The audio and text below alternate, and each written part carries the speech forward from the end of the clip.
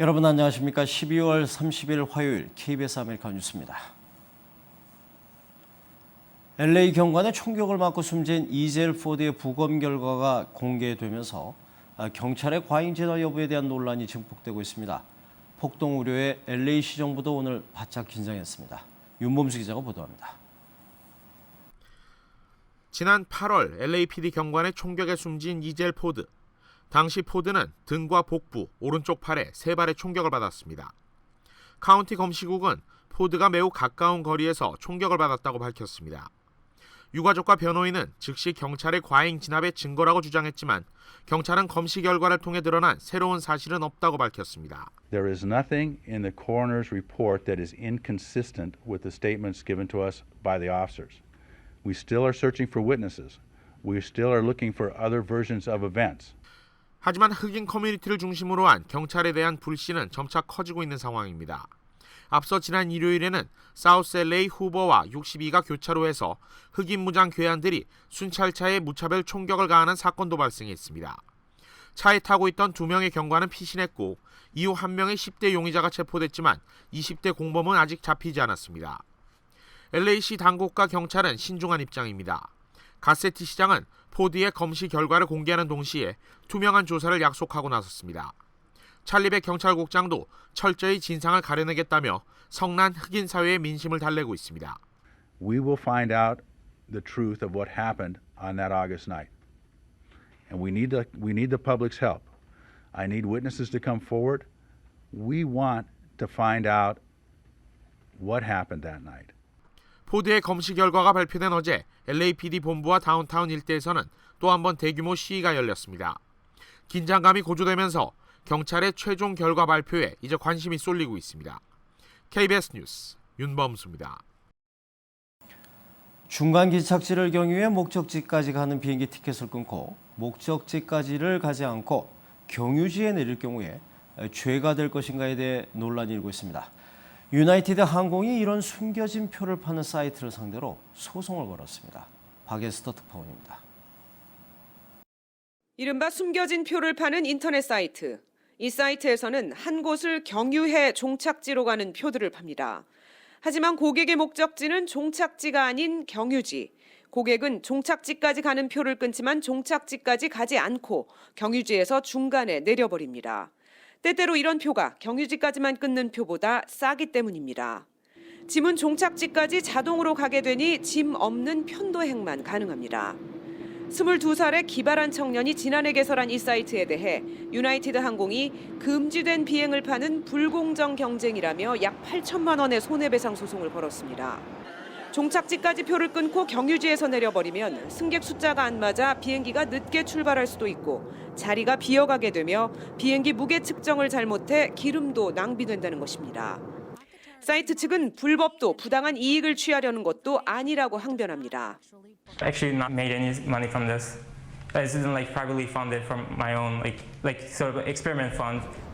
항공권이 비싸니 싼 표를 찾는 건 당연하다는 논리입니다. 싼 항공권을 사고 파는 승객과 사이트는 많습니다. 이번 소송이 다양한 인터넷 할인 항공권 판매에 어떤 영향을 줄지 주목됩니다. 뉴욕에서 KBS 뉴스 박에스터입니다. 올겨울 독감과 관련한 질병으로 전국에서 아동 15명이 숨짐에 따라 미국 질병통제예방센터가 독감주의보를 발령했습니다. 중동부에 있는 테네시주에서만 최소 6명의 아동이 사망하는 등 9개 주에서 15명의 어린이가 독감 증상으로 목숨을 잃었습니다. 올해 독감 환자의 90%가 합병증 유발 확률이 높은 인플루엔자 A형 바이러스에 감염된 것으로 알려졌습니다. 뉴욕과 뉴저지를 이어주던 철도의 심야 운행 중단이 추진되고 있어 승객과 정부 사이에 논란이 일고 있습니다. 예산 절감이 그 이유라고 합니다. 뉴욕 김일강 통신원입니다. 뉴저지 호보큰의 패스트트레인 기차역. 뉴욕 맨하탄으로 가려는 승객들의 발길이 바쁩니다. 하지만 앞으로 심야에는 이런 승객들의 모습을 볼 수 없을 수 있습니다. 뉴욕 뉴저지를 이어주는 패스트트레인의 심야 운행 중단이 추진되고 있기 때문입니다. Working late, I'm gonna have to take a cab home or take the bus home. And working downtown, getting a bus, getting uptown to take the bus home, and just add to my commute. 뉴욕과 뉴저지 주정부는 만성적 적자에 시달리는 패스트트레인의 재정 개선을 위해 심야 열차 운행을 중단하는 방안을 추진 중입니다. 심야 운행을 하지 않으면 연간 $1,000만 이상의 경제적 효과를 볼 수 있다는 주장입니다. 하지만 반대의 목소리도 높습니다. Having laws in place that would institutionalize the requirement that documents be made available, that would institutionalize the requirement that meetings be more transparent and open. Candidly, I was surprised and a little bit disappointed. 패스트트레인은 뉴욕 맨하탄과 뉴저지를 이어주는 열차 시스템으로 하루 평균 24만 5천 명, 연평균 7,300만 명의 승객이 이용하는 미국에서 7번째로 큰 열차 노선입니다. 지금까지 뉴욕이었습니다. 소니 영화사에 대한 해킹이 북한이 아닌 내부자 소행일 가능성이 높다는 주장이 나왔습니다. 잠시 후에 관련 소식 이어집니다.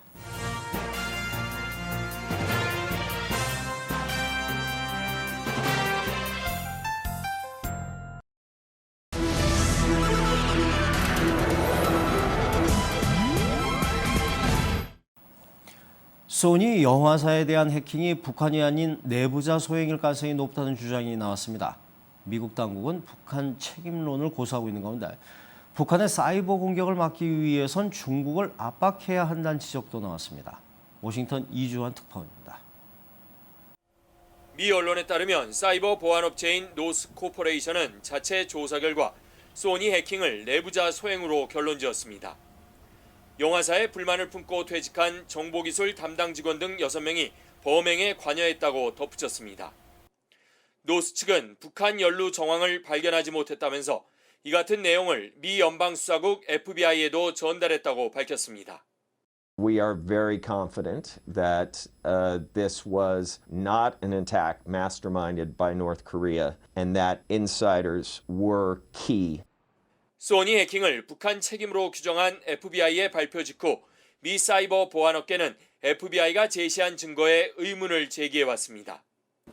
이 같은 지적에 대해 미국 정부는 북한 소행을 의심할 여지가 전혀 없다며 파문 차단에 나섰습니다. It's possible that some assets outside of the DPRK might have been involved, but that doesn't change the conclusion about the DPRK's responsibility. 한편 미 뉴욕타임스는 대부분의 북한 해커가 중국에서 활동 중이라면서 소니 해킹의 재발 방지를 위해 중국을 압박해야 한다고 강조했습니다. 하지만 북한을 테러 지원국으로 재지정하거나 추가 제재하는 문제에 대해선 그 실효성에 의문을 제기했습니다. 워싱턴에서 KBS 뉴스 이주환입니다. 중국에서 한국인 20여 명이 수십 킬로그램의 마약을 소지한 혐의로 긴급 체포됐습니다. 모두 한 야구 동호 회원이라고 하는데요. 이 가운데 14명은 구속됐습니다. 중국을 여행하실 때 조심하셔야 되겠습니다. 보도에 이하경 기자입니다. 지난 28일 중국 광저우 공항에서 이륙 직전 공안에 체포된 한국인들은 야구 동호회 회원들이었습니다. 중국 공안은 이들이 마약을 소지하고 있다는 첩보를 입수하고 한국인 등 22명을 긴급 체포했습니다. 이 가운데 마약이 든 가방을 들고 있던 14명은 구속됐습니다. 이들은 안마기 안에 마약 수십 킬로그램을 소지하고 있었던 것으로 알려졌습니다. 한 명은 그 자리에서 바로 수갑을 찾고요. 그 사람을 도와준 2명도 같이 이제 수갑을 차고 들어간 상태인데 걔네는 힘들 것 같아요. 사형 당할 거라고 하더라고요. 중국 공안은 현재 감독을 포함한 3명이 범행을 모의한 것으로 보고 나머지 11명에 대해서는 혐의점을 확인하고 있다고 외교부는 밝혔습니다. 외교부 관계자는 이들이 한 회원의 지인으로부터 한 명에 30만 원씩만 내면 호주 여행을 책임져 주겠다는 말에 속아 나눠주는 가방을 받아들고 여행에 나선 것으로 보인다고 전했습니다. 중국 정부는 지난 8월 마약 밀수 혐의로 한국인 3명을 사형하는 등 마약 관련 범죄에 대해서는 최소 징역 15년에서 사형까지 중형을 선고하고 있습니다. KBS 뉴스 이하경입니다. 실종된 에어 아시아기에 대한 수색이 나흘째로 접어들면서 항공기 동체 발견 가능성도 높아지고 있습니다. 구조당국은 잔해수고 해역의 수심이 얕아 동체 위치 확인에도 큰 어려움이 없을 것으로 보고 있습니다. 방콕 고영태 특파원입니다. 에어 아시아기 실종 해역에서 나흘째 대규모 수색이 이어지고 있습니다. 구조당국은 11개 실종 추정 해역 가운데 기체 잔해와 시신이 발견된 5번 구역에 수색을 집중하고 있습니다. 특히 인근 해저에서 비행기 형태의 그림자가 발견됨에 따라 항공기 동체의 위치 확인에 주력하고 있습니다. 구조당국은 이 지역의 수심이 20-30m로 얕아 잔해 수거와 기체 발견에 큰 어려움이 없을 것으로 보고 있습니다. Yang ada di kapal Yosudarso dan Tomo di situ rata-rata antara 25 sampai 32 meter. 이에 앞서 어제 수색에서는 남성 1명과 여성 2명의 시신이 발견됐습니다. 시신들은 거의 온전한 상태였고 구명조끼를 입고 있지는 않았습니다. 또 항공기 출입문과 구명정 등 실종기 잔해 10여 개도 함께 발견됐습니다. 잔해와 시신이 잇따라 발견되면서 수색은 활기를 띠고 있지만 기적의 생還을 희망했던 탑승객 가족들의 마음은 절망으로 바뀌고 있습니다. KBS 뉴스 고영태입니다. 오늘 뉴욕 증시는 그리스의 전국 불안으로 내림세로 마감했습니다. 원달러 환율은 1,092원 30전입니다.